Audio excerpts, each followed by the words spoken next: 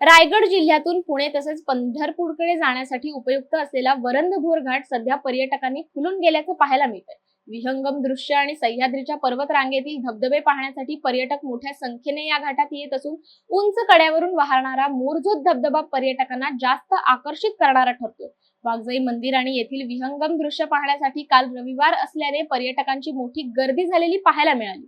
पुण्यावरून आलोय, आमचा 32 जणांचा ग्रुप आहे आणि आम्ही मस्त मज्जा करतोय, धबधबे बघतोय, निसर्ग बघतोय, धुकं बघतोय। एवढं सुंदर वाटतंय की आपण कसं ढगातनच चाललोय, अगदी असं वाटायला लागलंय।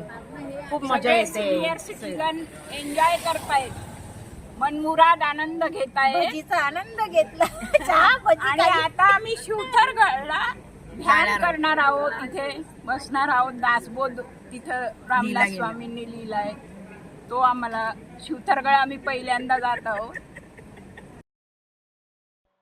पोलादपूर तालुक्यातील डोंगर कपाऱ्यातून कोसळणारा मोरजोतचा धबधबा देखील पर्यटकांना भुरळ घालतोय। हा धबधबा याच वाघजाई घाटातून अगदी उंच दरीतून कोसळत असून या धबधब्याचा आनंद घेण्यासाठी अनेक पर्यटक याच घाटातून पुणे भोर मार्गे येत असतात। वाघजाई मंदिरासमोर सह्याद्रीची विविध रूपे पाहण्यासोबतच येथील माकडांच्या माकड चेष्टेचा आनंद घेण्यासाठी या मार्गावरील प्रवासी आपल्या वाहनातून उतरतात। आनंद जो आहे तो शब्दात व्यक्त करणे खरंच अवघड जात आहे, कारण तुम्ही जर बघितलं तर सगळीकडे इथे हिरवाई चादर पसरल्यासारखे आहे आणि हे सह्याद्रीची पर्वतरांग आहेत आणि सगळीकडे पांढरे फेसाळ धबधबे दिसत आहेत।